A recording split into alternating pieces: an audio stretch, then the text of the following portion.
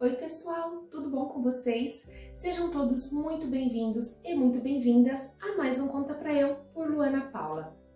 Pessoal, vamos ser sinceros, será que nós estamos acostumados a perder, a essas perdas avassaladoras que a gente não sabe nem como recomeçar ou se temos estrutura para começar de novo? Bem, o nosso tema de hoje, ele é muito forte, ele é muito emocionante. Ele conta a história de perdas gigantescas que nos fazem ressignificar e começar novamente ou dar continuidade por um amor maior. É a história de um pai que precisou ser pai e mãe e outras perdas que ele encontrou no caminho. Mas antes da gente chamar o nosso ilustre convidado, eu quero convidar a vocês a se inscreverem aqui no canal, a já aproveitar e dar um curtir aqui nesse vídeo, porque lembrem-se, cada vez que o canal ele tem mais interação, que vocês interagem mais com o conteúdo, mas o YouTube entende como um conteúdo relevante e ele divulga para mais e mais pessoas e a gente tem um maior alcance e conseguimos compartilhar nossas histórias cada vez mais. Aproveitem também, dá uma passadinha lá no Conta Pra Eu, no Instagram, @ContaPraEuOficial. Dá uma navegada na página, tem bastante conteúdo legal e lá nós temos um link na nossa bio que vocês podem mandar perguntas direto para Luana Paula e colocarem as sugestões dos seus próximos convidados ou convidadas da semana, tá bom? E é tudo isso, pessoal. Então eu espero que vocês aproveitem e inspirem-se e se emocionem tanto quanto eu com o nosso querido amigo Márcio Joel Ferreira Bonfim. Seja muito bem-vindo.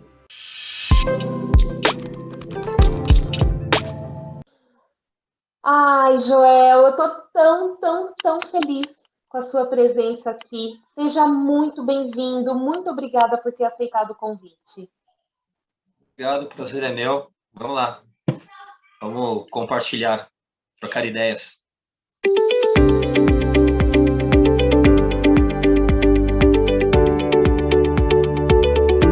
Pessoal, até para já deixar vocês um pouquinho mais curiosos, eu trato o Joel como sogro. Por quê? Vocês podem ver, né? Um rapaz extremamente jovem. Por que eu chamo ele de sogro?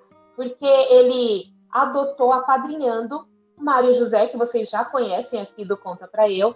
E o Mário José que trouxe, né, essa conexão entre a gente. Então, só para vocês entenderem o nível de profundidade de relação que nós temos aqui. E, Joel, mais uma vez, somos muito gratos no Conta Pra Eu pela sua participação e até para deixar todo mundo na mesma página. Conta pra eu, quem é Joel e um pouquinho da sua história. Bem, meu nome é Márcio Joel, mais conhecido realmente como Joel. Eu sempre me apresento como Joel. Joel em homenagem ao meu pai, infelizmente já falecido, mas na glória de Deus já. Eu tenho 51 anos de idade, né? Trabalho no Corpo de Bombeiros há 24 anos, né? Sou o primeiro sargento, comando uma das prontidões aqui do posto de bombeiros, da estação de bombeiros, né, do Macedo, na Monteiro Lobato, em Guarulhos. Muitas histórias, muitas vivências. Conheci o Mário, né, que depois se tornou meu filho, né, hoje seu marido. Então você acaba sendo minha nora. Conheci o Mário no encontro de jovens, e foi no encontro de jovens, né, que eu comecei a participar em 1990, mais especificamente 24, 25 e 26 de maio de 1990. Foi onde eu conheci o encontro de jovens com Cristo, e foi meio que um divisor de águas para uma guinada na minha história. Passei por muitas necessidades, por muitos problemas na minha adolescência, juventude, problemas de relacionamento de pais e filhos, uma série de coisas. Após eu ficar morando sozinho com meu irmão, desempregado, passei fome, passei frio, né? Foi bastante luta, né? Eu com 21 anos, tendo que criar um garoto de 11 anos. E dentro do encontro, né, tinha um palestrante que falava sobre fé nos reveses da vida. E eu assumi isso para mim. Né? Assumi essa coisa de realmente de ter fé. No encontro eu conheci essa pessoa linda e maravilhosa chamada Jesus Cristo. Esse Deus único, né? Esse Deus trino, uno, perfeito. E ele me encaminhou, me pôs uma série de pessoas no meu caminho, na minha vida, e me ensinou realmente a ter fé. Por mais problemas que possam ter, né? Realmente é uma coisa que eu tenho para mim até hoje. É ter fé nos reveses da vida. Não que as coisas tenham se tornado mais fáceis depois de ter conhecido, mas tendo fé, as coisas realmente se tornaram mais fáceis de superar os problemas, todos os problemas que vieram ao longo de tudo, né? Ao longo dessa história. Já são 32 anos, né? Já vai completar 32 anos do meu encontro. A vida não é um mar de rosas. A vida sempre teve e sempre vai ter, né? Sempre vão haver problemas. Mas com fé em Deus, a gente supera. Exatamente. Você comentou, né, do seu encontro de jovens, é tão forte, tão marcante, não tem como eu também não me emocionar, porque o encontro também me trouxe muita coisa boa, muita descoberta. Eu também tive várias fases, né, complicadas, e foi num retorno ao encontro de jovens para trabalhar que eu reencontrei Maria José, e a partir dali, né, começamos o nosso relacionamento, e posterior a isso casamos e estamos juntos até hoje. Então, realmente o encontro com jovens, né, com Cristo, fez muita diferença para a minha vida também. E aí, em dado momento do que você estava comentando, você falou assim que você tinha uma idade e já cuidava de um pequeno de 11 anos, né? Era seu filho? Não, meu irmão. Seu Meu irmão. irmão. Ah, entendi. Então Eu vocês tinha saíram de casa e você levou, sendo mais velho, você levou o seu irmão contigo. Na realidade, meus pais se separaram. Meu pai já tinha uma outra casa, minha mãe foi tentar a sorte para trabalhar em outro estado. E eu e meu irmão permanecemos na casa onde nós moramos até hoje. Meu irmão mora na casa de baixo, eu construí em cima para mim. Nós moramos no mesmo lugar. Então, a partir desse momento que minha mãe decidiu ir tentar a vida, para tentar sustentar, tentar fazer alguma coisa para nós e para ela, né?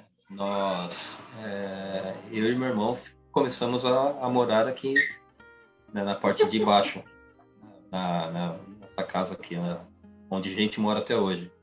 Eu, 10 anos mais velho, né? Eu com 20 para 21 e ele com 10 para 11 anos, mais ou menos.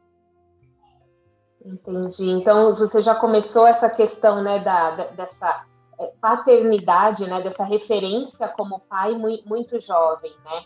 E depois do encontro, nesse período, você já estava estudando para ser bombeiro? Como que foi essa questão? Não. Na realidade, assim, eu conheci no encontro, eu conheci aquela que veio a se tornar minha esposa, e o tio dela era bombeiro.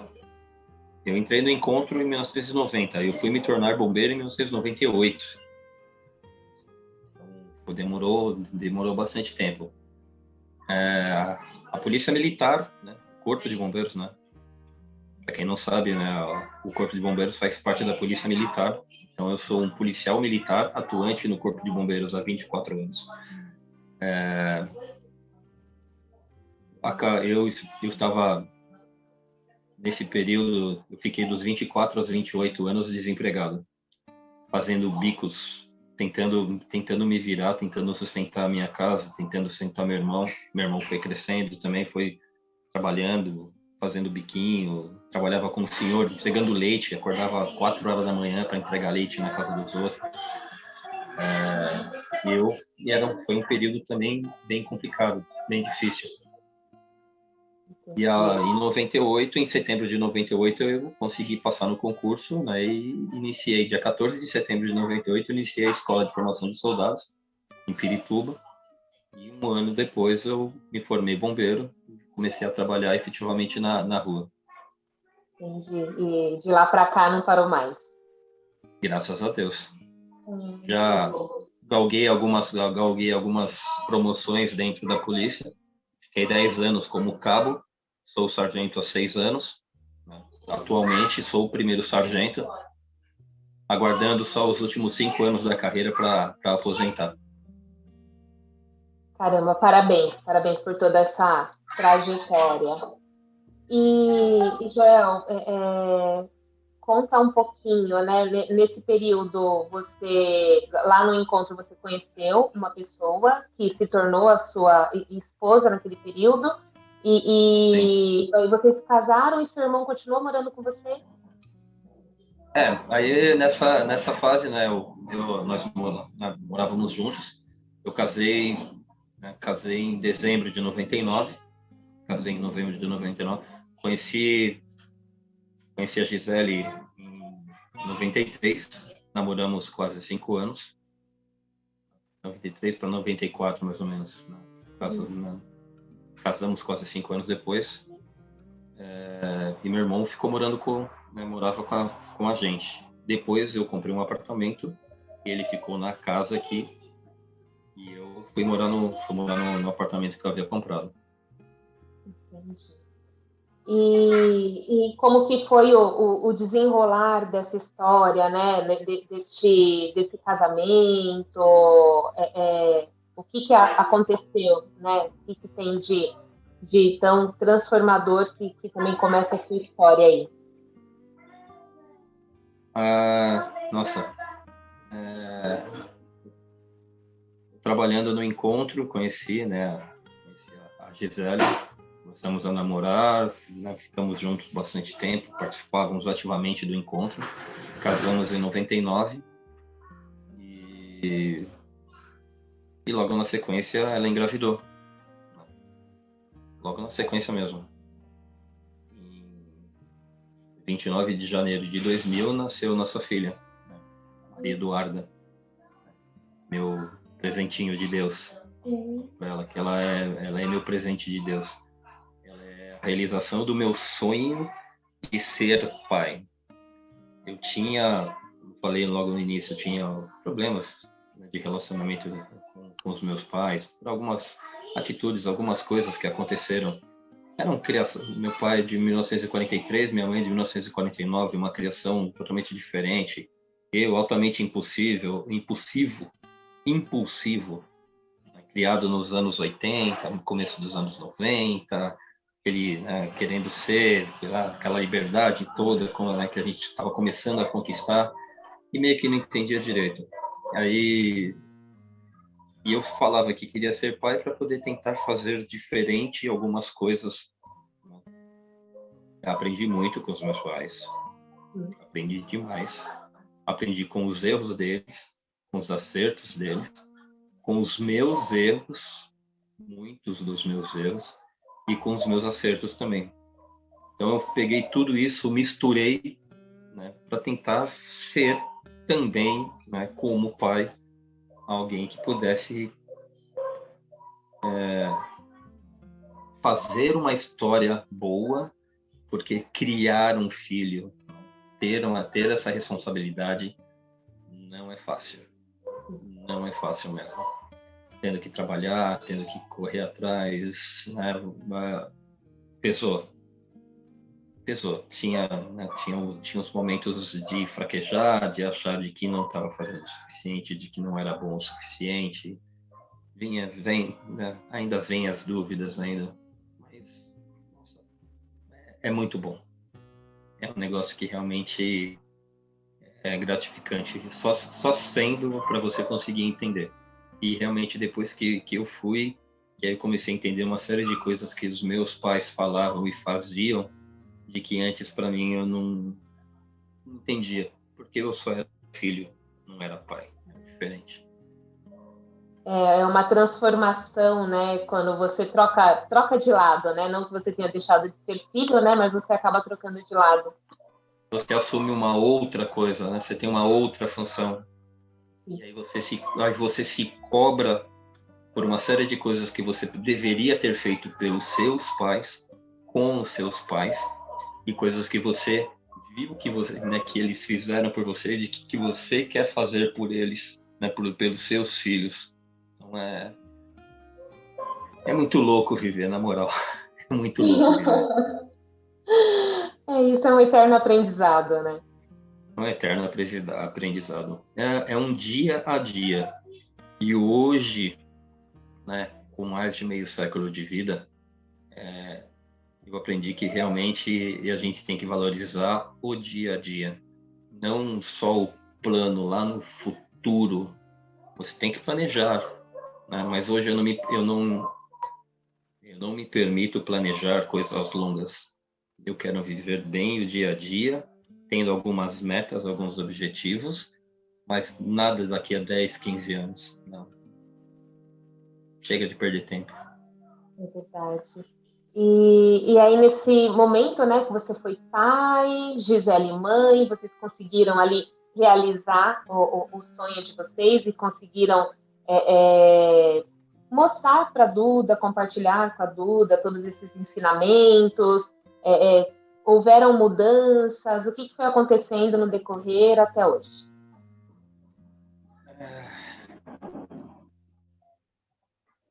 Dentro daquilo que eu estava falando sobre, né, ter fé nos reveses da vida, logo na sequência, a gente estava completando 5 anos de casado, e aí veio realmente aquela parte do problema, que é aí onde veio realmente o teste, começou o teste da minha fé. Dia 22 de janeiro de 2005, eu saí para trabalhar, trabalhava no posto de Franco da Rocha, não tinha carro, cheguei no quartel para trabalhar, e lá pelas tantas, eu saía de casa às 5 e pouco da manhã, assumi o serviço às 7h30 da manhã, e estando no rádio dentro do quartel, por onde nós recebemos via rádio, o empenho das viaturas, né, para as ocorrências pelo COBOM, né, pelo Centro de Operações do Bombeiro, de lá, né, de lá do posto de Franco da Rocha, eu escutei o COBOM modulando com o posto do Tabuão, né, o posto de bombeiros do Tabuão antigo, um apoio à família, né, do soldado Joel. Minha esposa havia passado mal, ela ligou para uma vizinha, eu não tinha celular na época, né, 2005, né, eu não tinha celular. Nós tínhamos um aparelho celular e acabava ficando com ela. Uhum. E ela ligou para uma vizinha lá do SECAP, né, tia Cleusa, e ela, a Maria Eduarda, uma semana a gente estava com a festa planejada para fazer o aniversário dela de 4 anos de idade, que seria no dia 29. E aí essa moça, essa senhora foi até lá em casa, viu que ela estava passando muito mal, ligou para o bombeiro, ligou no 93 e despacharam uma viatura para socorrê-la.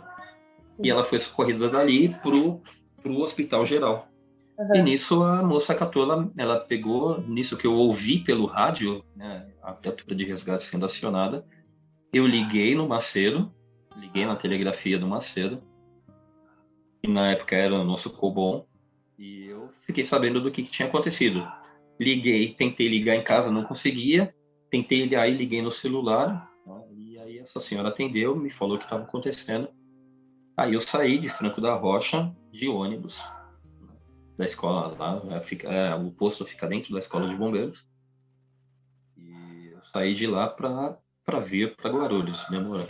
E é uma viagem um pouco longa de ônibus ainda. E aí cheguei no hospital, fui me inteirar do que estava acontecendo, vi que era né, a médica já falou de que era uma situação grave.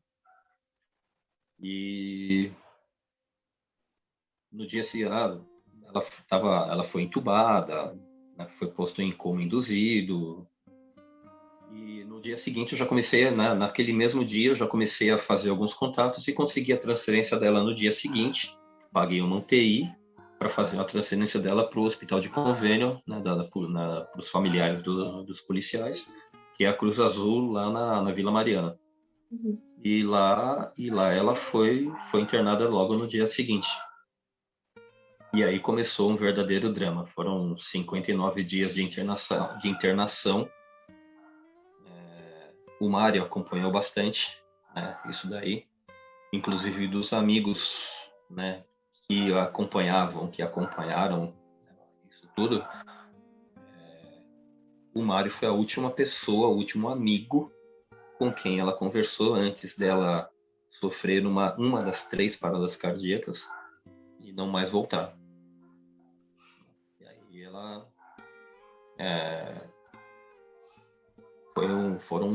foram dias bem complicados, né? Uma série de descobertas de doenças, síndromes, parada cardíaca e volta e em coma e aí vai indo. E o que ela, assim, qual foi o diagnóstico principal, Joel, do que ela teve, do desmaio, né? Do desmaio até a finalização? Ela teve um problema de uma infecção renal severa causada por uma ela era diabética, né, desde os 9 anos de idade, e por causa de uma infecção dentária não tratada, de um canal não tratado, que todo dia vinha aquele pus e caía na corrente sanguínea, e aí acabou gerando uma infecção renal severa. A glicemia dela no primeiro exame que fizeram na Cruz Azul, deu mais de 1.500, né, de glicose. A médica falou que ela não entendia como ela não tinha entrado em coma, né, em coma diabético. E manteve a conduta da médica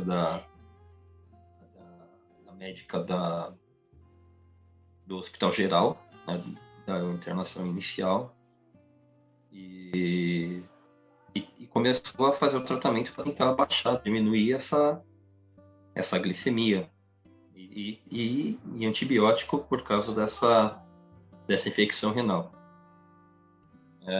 Passado alguns dias, ela voltou, estava melhor, a diabetes ainda bem descompensada, a glicemia dela ainda muito alta, mas a infecção renal diminuiu.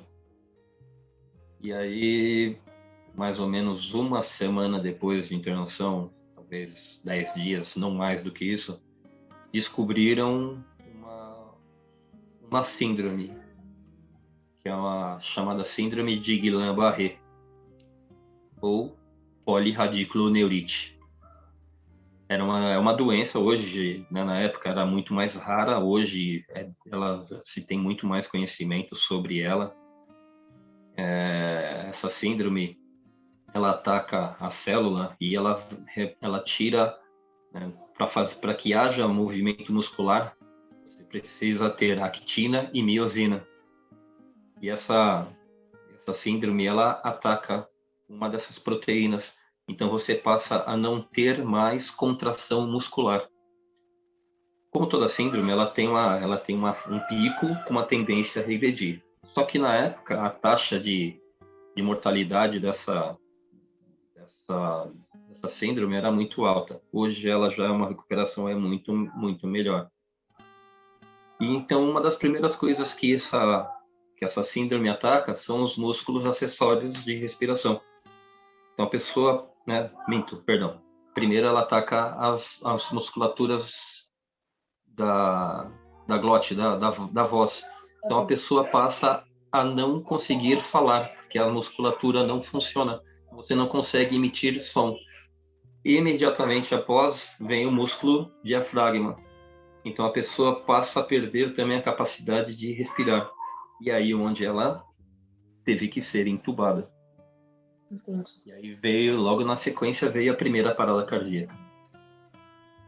Ela ficou mais de meia hora em parada cardíaca, né, conseguiram reanimá-la, mas aí já havia dado um problema sério, porque ela ficou muito tempo sem oxigenação devida no cérebro, e aí ela entrou em coma e não mais voltou. E aí era aquele período, ela vinha, estabilizava, uma nova parada, caía. Passava mais um tempo, estabilizava, caía. Ela, em nenhum momento, desde a primeira parada cardíaca, ela nunca estabilizou e subiu. Ela só estabilizava e depois caía. Estabilizava e caía. E 5 dias antes dela falecer, ela teve desenvolveu uma outra síndrome, que essa foi a fatal, que é a chamada síndrome de Steven Johnson, que ela pode ser causada por uma hipersensibilidade a alguma medicação. Esse foi o que causou, o que gerou nela. Ela tomou tanto remédio, tomava tanta medicação para rim, diabetes, né, além da insulina, ela era hipotireoideia também. E essa síndrome, ela tem uma característica devastadora. Essa síndrome de Johnson. Ela forma brotuejas, pequenas manchas pelo corpo. Né? E essas manchas, elas foram aumentando, elas se juntavam e ela criava bolhas. Ela criava bolhas. E essas bolhas estouraram. Pegou boca, parte das faces, né, da orelha. Ela perdeu praticamente 70% da pele do corpo. E a pele, né, é o órgão regulador de temperatura. Infelizmente, isso foi fatal. Infelizmente, isso foi o que levou ela a óbito.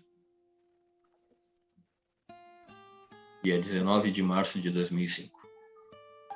Esse foi um dia pesado. Eu posso imaginar, sinto muito mesmo a perda de vocês. E nesse período você ficava mesclando entre cuidar da Duda, trabalhar, ficar no hospital? Eu pedi afastamento, né, do serviço. Eu tinha, né, nós temos a licença-prêmio. Eu pedi para ficar afastado, pedi licença-prêmio. Usei 2 blocos de licença-prêmio. Poderia ficar 60 dias afastado, né, com esses pedidos. O comandante, ele via, sabia do problema, me ligava, né, a toda hora para saber como eu estava, como que as coisas estavam indo, e me concedeu a licença-prêmio sem problema nenhum. Eu estar afastado do serviço não era problema. Contei muito com os amigos, porque eu e minha sogra, nós passávamos praticamente o dia inteiro no hospital. Chegávamos de manhã e saíamos de lá à noite, né, que era onde a mãe podia ver a filha também. Uma vizinha emprestou o carro, eu não tinha carro na época ainda. Uma vizinha me emprestou o carro durante algum tempo, aí depois ela ia precisar do carro. Aí um grande irmão meu do bombeiro, o Abranches, esse é meu irmãozão, é um irmão que Deus me deu, né, para me guiar no bombeiro, para me ensinar muitas das coisas que eu sei, como o bombeiro foi esse cara que me ensinou. E é um irmão que eu tenho para a vida. E ele tinha um Fusca todo mexido, todo, né, que era o xodó dele. Ele simplesmente falou: "Tó, fica com o carro". Deu as chaves na minha mão, eu fiquei com esse carro quase 40 dias. Ninguém tocava naquele carro, ninguém mexia, ninguém andava no carro. E aí, ó, e muitos amigos, né, esses amigos de fé, alguns casais, alguns amigos, ficavam com a Maria Eduarda, né, um dia, uma semana, né. Aí eu saía do hospital, pegava a Maria, ia para casa, ficava um pouco com ela, ficava, né, voltava no outro dia, e aí foram esses longos 59 dias. Entendi. E depois do falecimento da Gisele, você já automaticamente assumiu, né, de ficar direto com a Maria Eduarda? Lógico. E aí seguiram vocês dois?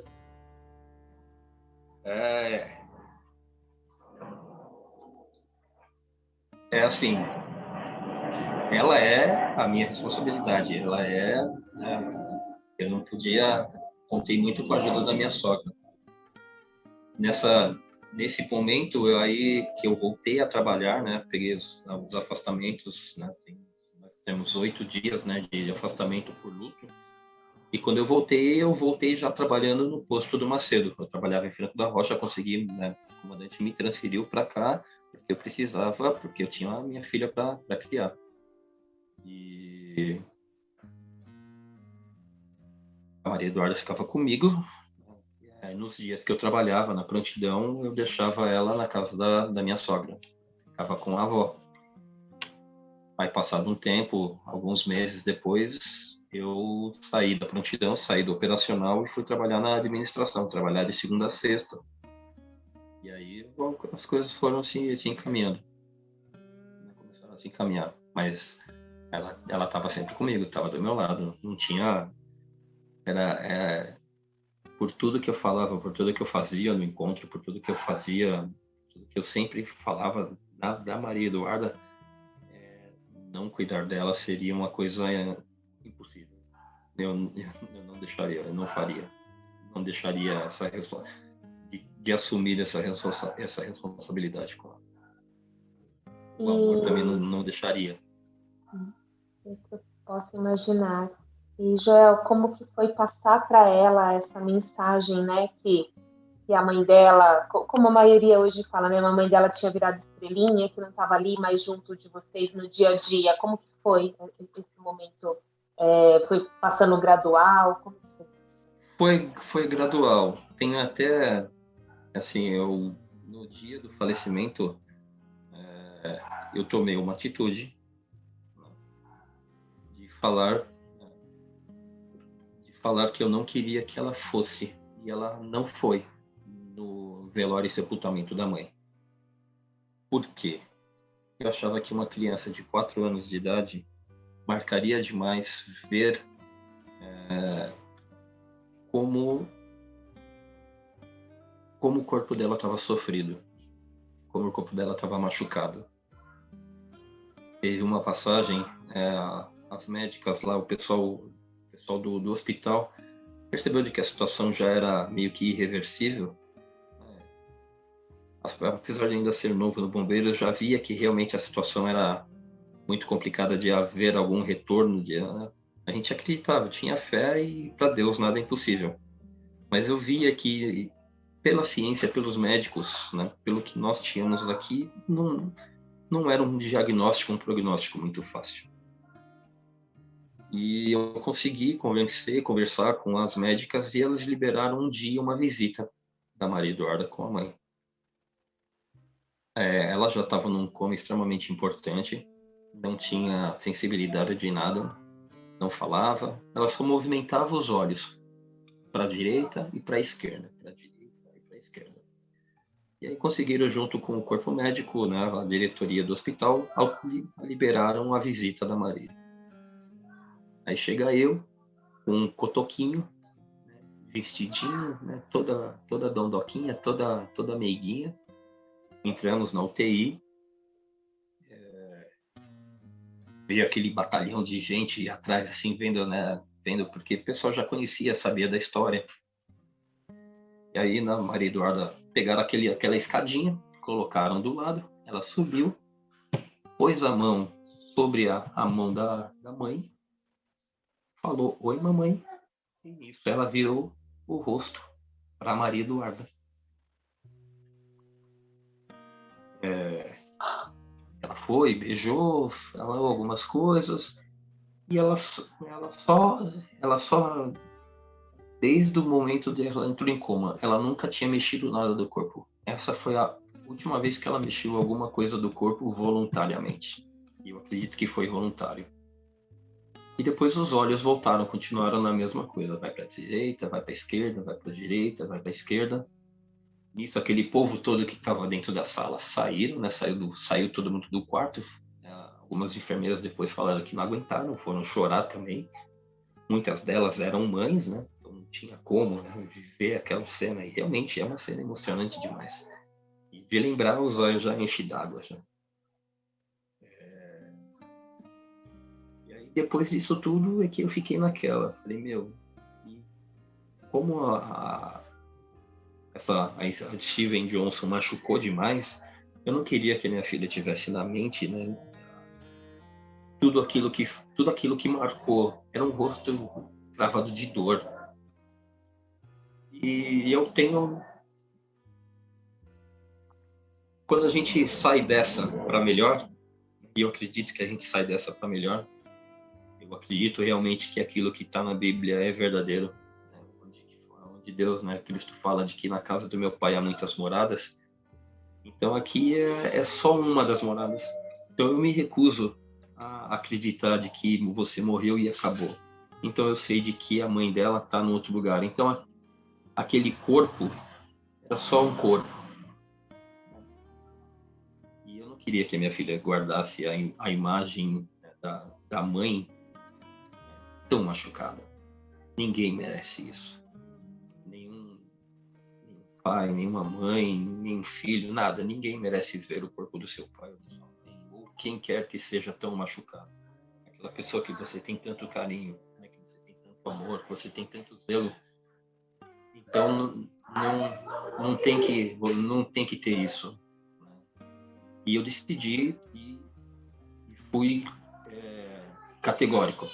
Eu não quero que a Maria Eduarda vá. E ela ficou com uma prima. Nós fomos pro velório e ela ficou com uma prima. Eu só fui contar essa história para ela muito tempo depois. As coisas foram aos poucos, foram sendo gradativas. Desculpa, é impossível não se emocionar, né? E ficar envolvido mesmo com a sua história. E aí vocês foram seguindo sempre juntos, né? Você e a Duda, nessa linda relação de cumplicidade mesmo. E aí, como continuou a sua história, né? Você teve uma nova esposa, se relacionou novamente?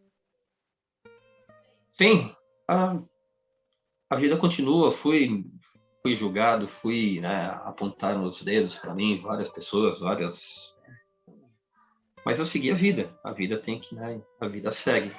E eu conheci a pessoa com quem eu moro até hoje, já são 15 anos, né, que nós estamos juntos. E nessa história, né, veio logo no início, veio uma nova cria, né? Veio um novo presente de Deus. E nessa história veio uma outra, tem uma parte muito boa, que é meu filho, mas vem uma outra parte muito pesada, que é a perda desse filho. E essa bate forte também. Essa bate muito forte. Minha esposa, grávida de 6 meses, teve um descolamento de placenta. E o neném nasceu muito pequitinho, né, muito pequenininho. Um pouco maior do que a palma da minha mão. E ficou internado, nasceu numa cesárea de urgência lá no Nipo Brasileiro. E aí começou uma outra batalha. Mais uma vez, né, hospital, dia a dia, luta, e pequenas vitórias, pequenas coisas. Ele começou mamando exagerados 1 ml de leite, numa seringa, né, pela sonda. Mas era tão gostosinho poder ir lá, pôr a mãozinha nele lá dentro da incubadora.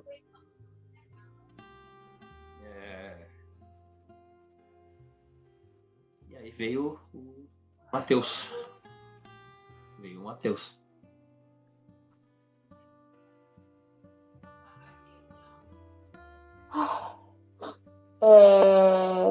Então, o seu primeiro filho nasceu com 6 meses, né? A sua esposa estava com 6 meses de gestação. E aí ele saiu da incubadora e vocês conseguiram trazer ele para casa? Não. Não, viveu apenas o tempo que Deus deu a mim e a Gisele, né? A outra Gisele, né? A segunda Gisele. O tempo de Deus é diferente de tudo, né? E o tempo que Deus me deu com Ele, né? O tempo que Deus nos deu, né? A mim e a mãe, né? Com Ele, foram longos, apenas 26 dias. Mas graças a Deus eu os tive, eu os tenho aqui dentro. Apesar da dor, né, de sentir saudade, de querer apertar, de abraçar, eu sei que ele está com Deus. Ele veio e cumpriu a missãozinha dele. E o tempo de Deus foram 26 dias. E essa bate forte. Essa bate muito forte. Nessa época eu tinha saído do encontro, já não estava mais trabalhando efetivamente, né, direto no encontro como eu fazia antes. De sair, algumas coisas que eu não concordava, erros particulares, né, coisas que não tem a ver. Mas decidi sair do encontro, decidi me afastar. Eu achei que eu não estava fazendo bem para aquilo né, que aquilo que realmente necessitava. E decidi me afastar, decidi sair do encontro. Então acho que dos amigos do encontro poucos souberam disso. Só aqueles com quem eu tenho contato até hoje realmente sabem. Mas não são tantas as pessoas assim. E aí vem realmente aquela coisa, né, que eu falei no início. Você precisa ter muita fé. E aí eu volto a falar, né? Fé nos reveses da vida. Não importa o que aconteça. Não importa qual o tamanho do problema. Eu sempre falei pro meu problema qual o tamanho do meu Deus. Então no dia que meu filho faleceu, eu peguei meu carro, fui fazer, né, a parte burocrática. Deixei minha esposa no hospital com ele e fui fazer a parte burocrática. Cheguei na porta do cemitério, né, já para tentar os negócios. Ali eu chorei tudo que eu podia, que eu não podia. E nesse momento eu olhei para os céus dentro do carro e clamei por Deus. Falei, cara, não sei por quê, mas já que você está pondo isso, se vira e me dá força. Porque eu não posso cair. Estou triste, eu estou machucado, mas eu sei que você me ama. Eu sei que você vai me dar luz e vai me encaminhar. Vai fazer eu me levantar, vai fazer eu me erguer e continuar lutando. Eu tenho uma filha, Maria Eduarda tinha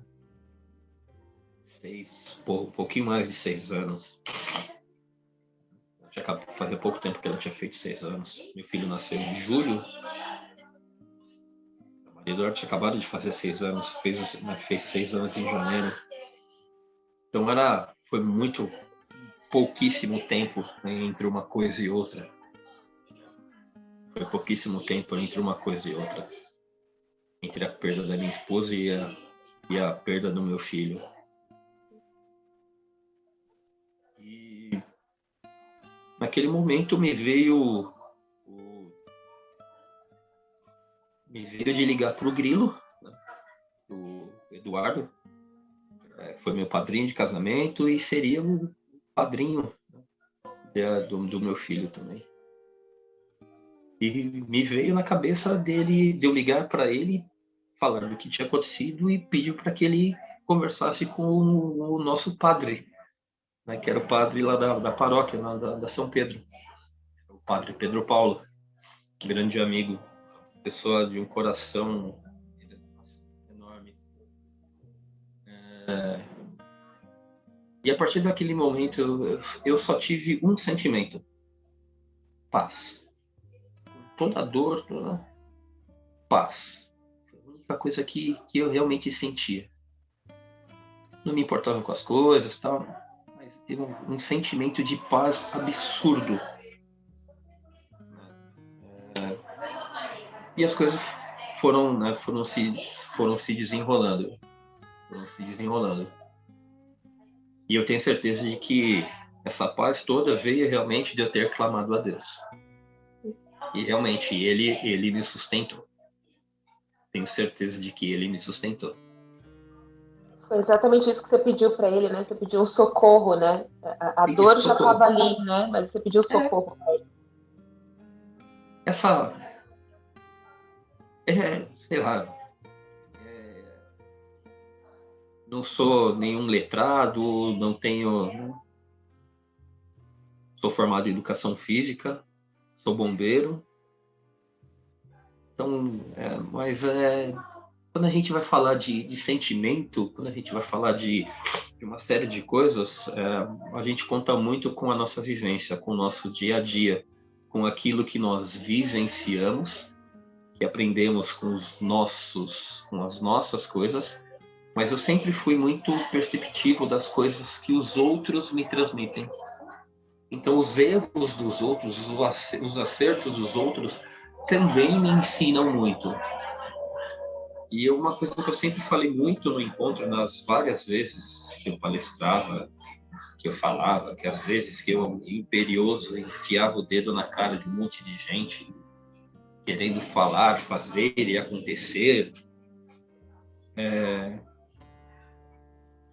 eu aprendi de que nesses momentos Deus nos ouve. E realmente eu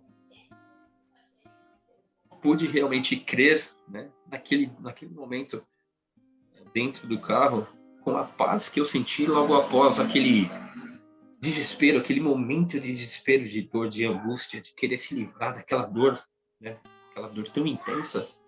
E a paz que veio depois de eu ter clamado a Deus, uma coisa que não tem como explicar. Não tem como explicar com a razão. Você só explica realmente conhecendo a Deus. Não estou falando de religião, estou falando de Deus. Não estou falando de católico, de evangélico, de seja lá a religião que a pessoa que vai ouvir isso pregue. Estou falando de Deus, desse ser maior que está entre nós. Simples assim. Eu creio na religião católica. Mas eu creio, não posso impor a minha crença, a minha realidade ou aquilo que eu acredito aos outros. Mas eu sei que existe um Deus que me guia, me protege, me ilumina e que me ouve. E que todas as vezes que eu precisei, mesmo quando eu o abandonei, mesmo quando eu estive afastado, estive distante, ele sempre esteve ali do meu lado. Tem uma mensagem que eu descobri, eu fui numa formatura de um amigo, de um grande amigo. Ele estava se formando oficial do Exército. Então, nós estávamos em Resende, na Academia Militar de Agulhas Negras, em Resende, no Rio. Isso foi em 91, 92. Metsa. Tinha acabado o filme da máquina fotográfica. Aí nós saímos correndo e fomos comprar. E nessa loja, nesse balcão, grudada, né, na parte de baixo do vidro, grudada em durex, tinha uma folha. E eu comecei a ler, tinha uma mensagem escrita. E o irmão desse rapaz, né, que estava comigo, na hora que ele estava vendo, eu grudei, assim, puxei ele para mim e falei, lê isso aqui. A mensagem, ela é fantástica. É a história do Zé. O Zé era um cara simples. Eu gravei isso assim de um jeito e eu replico ela. E é uma coisa que eu faço questão de, às vezes, de conversar com as pessoas para mostrar como é Deus, quem é Deus e o que Deus faz por você. Então é a história do Zé. E ela diz assim: o Zé era um cara muito simples, muito humilde. que todo dia, ao meio-dia, ele entrava na igreja, se ajoelhava e logo, pouquíssimo tempo depois, ele se levantava e ia embora. Todo dia, ao meio-dia, o Zé entrava na mesma igreja e fazia a mesma coisa. E o padre dessa igreja ficou estranhando que via que essa pessoa, esse homem entrava todo dia, praticamente no mesmo lugar, ia lá, se ajoelhava, segundos depois se levantava e saía. E essa curiosidade foi pegando o padre e ele chegou um dia, ô moço,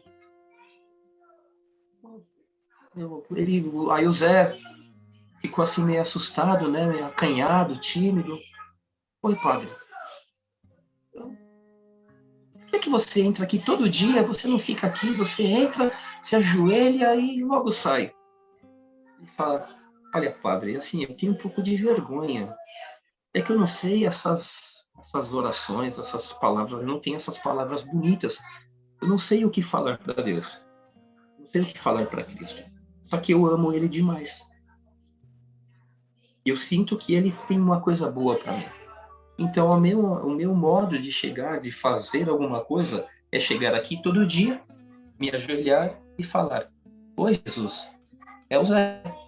E logo eu me levanto e vou embora. Mas eu sei que Ele me ouve. E aí esse negócio, essa história continuou, foi indo. E o Zé foi ficando velho e um dia o Zé adoeceu. O Zé adoeceu nessa cidadezinha pequena e foi levado para o hospital. E foi tratado, foi indo, foi se tratando. E o Zé ele começou a meio que mexer um pouco com as pessoas que estavam lá, com os pacientes. Era muito gostoso, era muito aprazível ficar perto do Zé. O Zé tinha uma aura boa, uma energia boa. E as pessoas ficavam contentes, alegres com ele. E a enfermeira via que, né, assim, ele nunca recebia visita nem nada e achava estranho. Ele sempre tão alegre, tão... E aí essa senhora, essa enfermeira, um dia chegou para ele e falou: Nossa, Zé, você é tão bom, é tão legal, é tão bom estar perto de você, mas você não tem família, a gente nunca vê. Você está aqui já há tanto tempo e ninguém vem te ver. Ele, não, eu recebo uma visita. E essa visita me faz bem, e ela me visita todo dia. E ele vem, senta aqui nessa cadeira, fica comigo aqui do lado. A médica, a enfermeira olhou assim, mas como assim? Tá doido? Ué, vocês não vêm? Ele chega para mim todo dia, ao meio-dia, e fala: Pois é o Jesus. Deus nunca nos abandona. Nós nos afastamos de Deus, muitas vezes. Mas Ele nunca desgruda de nós. Esse é o grande mistério de Deus. Esse é um dos grandes mistérios de Deus. E a gente só vai realmente descobrir o tamanho do amor de Deus, né? O tamanho do amor de Deus por nós, quando nós estivermos diante dele lá. Quando a gente diz sair daqui e chegar lá. E é isso que eu prego. É isso que eu vivo. O fé, né? Eu vivo a fé nos revés da vida. E tem que ser assim. É inquestionável isso. Só tirar uma última dúvida para todos aqui, né? Depois disso, vocês tiveram outros filhos, né? A Gisele, vou falar como você mesmo falou, né? A Gisele 2 engravidou novamente.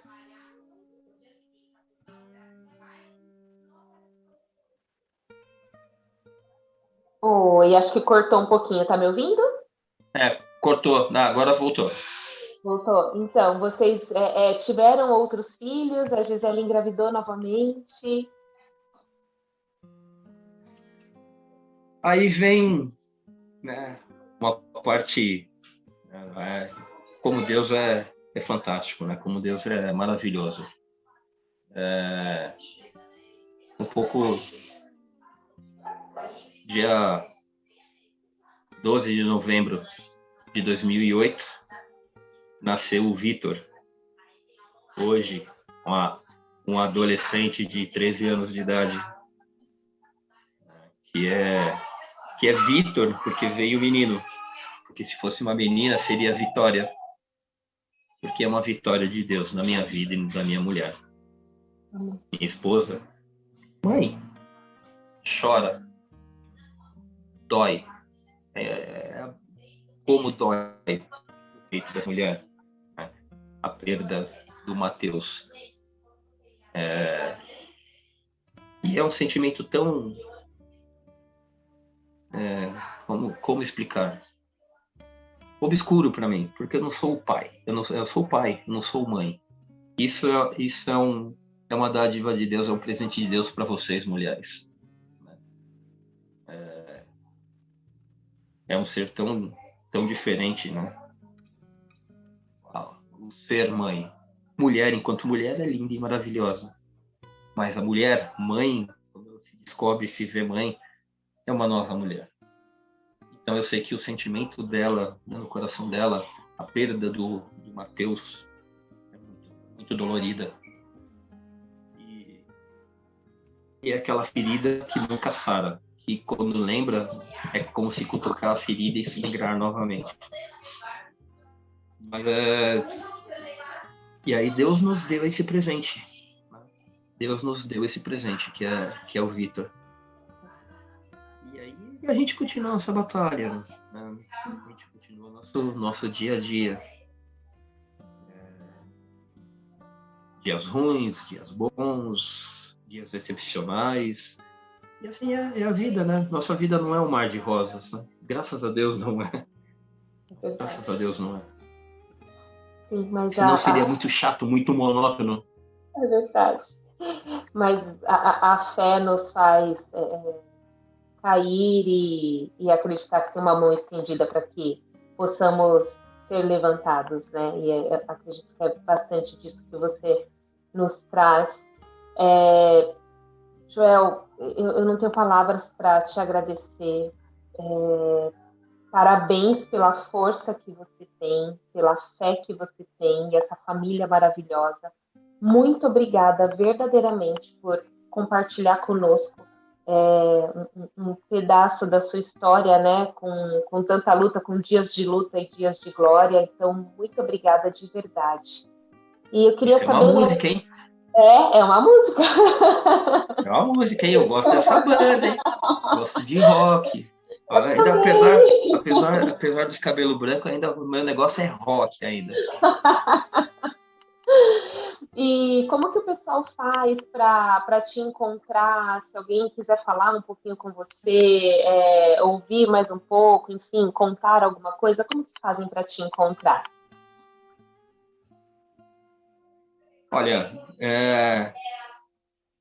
como um bom velho ranzinza, chato, eu sou avesso a redes sociais. Eu não tenho. Não gosto de redes sociais. Já tive Facebook há muitos anos atrás. Eu ainda tive... Pra ver como eu sou velho. Eu tive Orkut. Eu também tive. Então, assim, o pessoal quiser ter um contato comigo, quiser falar comigo, quiser mandar uma mensagem, alguma coisa, eu uso e-mail. Tá? Uso e-mail. M de Márcio, J de Joel, F de Ferreira, Bonfim. Então MJF Bonfim, @gmail.com. O Bonfim é bom, né? É bom de bom mesmo, né? Não é com nariz, é bom. Bravo, Oscar, Mike, Fox, India, Mike. Letra D, né? Falando um pouquinho, né? Como polícia. Eu já pedi pro Mário me ensinar como que são também as letras, assim. Depois na edição, eu te mando lá, quem quiser alguma coisa, você coloca no link, né? Você coloca no link lá o e-mail correto, senão muita gente vai escrever errado. Pode deixar. Muita gente vai querer colocar o N de nariz no meio, né, para seguir a gramática, só que para nome não existe gramática, né? Não existe erro no nome. Então, meu nome tem uma consideração diferente. Eu mando o e-mail para você, você coloca no link. Quem quiser, só mandar o e-mail para mim só e a gente vai conversando. Ou se quiserem me encontrar realmente pessoalmente, eu trabalho no posto de bombeiros, né, na estação de bombeiros do Macedo, na Monteiro Lobato 480, próximo ali da Chocolândia e do primeiro DP. Não tem como errar, é uma casa grande, gigante, com uns caminhões ali assim no pátio. É só ver uma bandeirinha amarela, né, no mastro da bandeira, onde nós hasteamos a bandeira todo dia. Tem uma bandeirinha amarela. Eu trabalho 24 e folgo 48. Eu trabalho um dia e folgo 2. Quem quiser aparecer lá, é só procurar pelo Joel. Tá bom? Perfeito, meu amigo, muito obrigada mais uma vez. Parabéns pela história e pela sua postura e fé em Deus.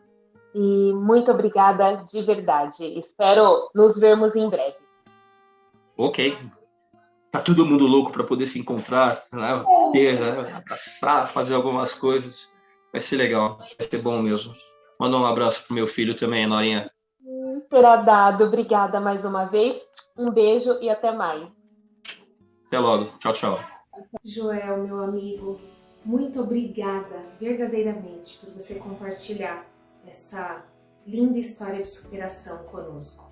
Sentimos muito as suas perdas e parabenizamos pela coragem, pela força e pela determinação em continuar seguindo a vida com tanto amor. Muito obrigada mesmo. E muito obrigada a cada um de vocês que permaneceu conosco até agora. Se inspiraram, se emocionaram com a história, conhecem pessoas que estão precisando dessa injeção de ânimo, compartilhem esse vídeo com elas também. E agradeço mais uma vez e espero vocês ansiosa na próxima semana com mais um super convidado ou super convidada aqui no Conta Pra Eu por Luana Paula. Um beijo e até mais!